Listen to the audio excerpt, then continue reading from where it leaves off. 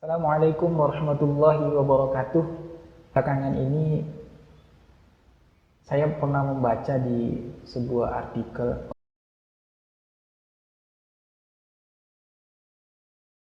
Jadi di sini sebenarnya provokasi untuk meninggalkan sebuah ilmu yang sebenarnya di dalam agama kita tidak masalah untuk mempelajarinya.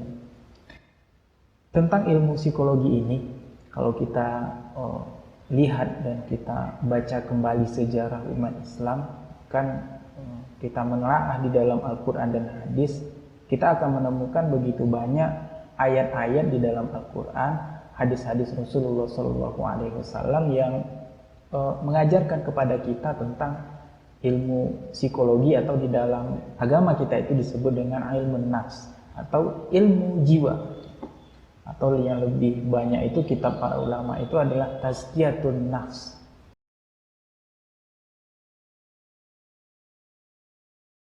Yakninya metode penyucian jiwa. Mempelajari suatu ilmu yang di dalamnya sebenarnya terdapat Islam, ada ajaran-ajaran memuliakan jiwa manusia. Maka di dalam agama kita itu ada namanya hifzun nafs, yakninya menjaga jiwa gitu. Bagaimana jiwa ini tetap bersih, tetap ada dekat dengan Allah Subhanahu wa taala. Nah, itu ada dalam Al-Qur'an, Allah memanggil ya ayyuhan nafsul mutmainnah, wahai jiwa yang tenang. Ketika ada orang yang mengatakan atau memprovokasi kita untuk meninggalkan ilmu-ilmu yang sebenarnya ada di dalam literatur agama kita, ini patut kita pertanyakan apa maksud mereka dan apa tujuan mereka. Padahal ketika apa yang mereka gencarkan, yang mereka sampaikan kepada umat manusia, terutama umat muslim, ketika mereka didengar, maka bahayanya adalah terhadap khazanah keilmuan kita, khazanah keilmuan Islam yang akan kelihatan seolah-olah ketinggalan dari ilmu-ilmu orang-orang barat.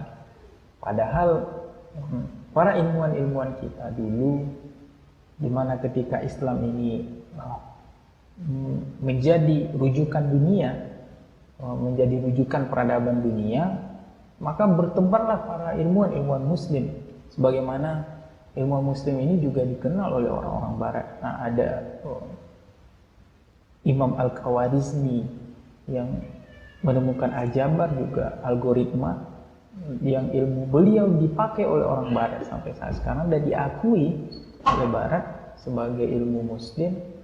Maka ini menjadi poin positif untuk umat Islam ketika umat Islam bisa hadir di khazanah keilmuan yang bersifat lebih luas, sehingga ini juga akan menjadi ladang dakwah. Begitu juga ketika ilmu psikologi, tidak pantas ada orang yang mengatakan kita harus meninggalkan ilmu psikologi secara utuh, kita harus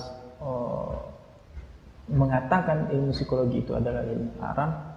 Memang betul, ilmu psikologi modern itu banyak dipengaruhi oleh pemikiran-pemikiran barat dan pemikiran-pemikiran Yahudi.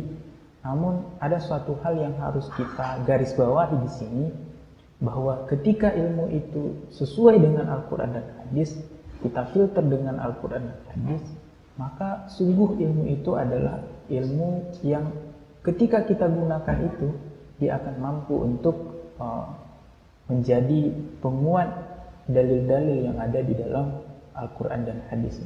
Bahkan ketika ditemukan psikologi modern dan ternyata apa yang ada di konsep psikologi itu ternyata sudah diajarkan di dalam Al-Quran dan hadis, maka ini menjadi suatu hal yang harus dibanggakan oleh orang Islam, bahwa Islam telah menemukannya terlebih dahulu.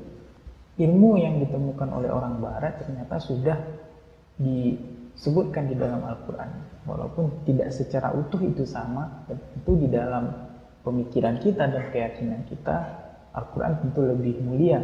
Tapi ketika ada orang-orang di luar Islam menemukannya, bahkan di mindset orang-orang luas itu adalah ilmiah, maka ini keberuntungan bagi kita umat Islam untuk menyampaikan Al-Quran kita yang memang benar-benar hak, memang datang dari Allah Subhanahu wa Ta'ala dan dibenarkan oleh teori-teori yang ada di barat.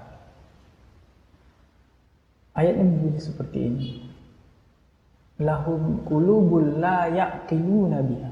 Mereka mempunyai hati namun mereka tidak berpikir dengannya gitu. Hati di sini bisa kita artikan sebagai tempat kita berpikir gitu. Maka di sini kita lihat di teori barat ternyata ada yang memperkuat ini. Bahwa ada psikologi kognitif. Peran dari pemikiran sangat berpengaruh terhadap perilakunya, terhadap tubuhnya, terhadap anggota badannya.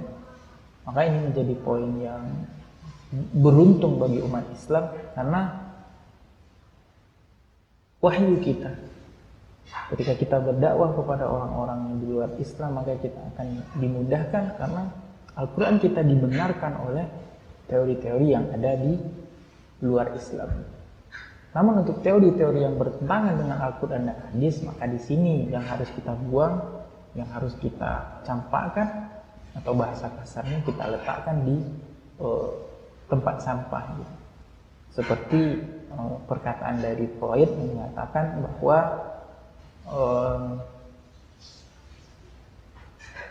agama ini adalah delusi.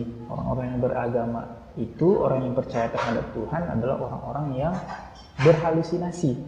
Maka ini yang harus kita sampaikan dan kita buang.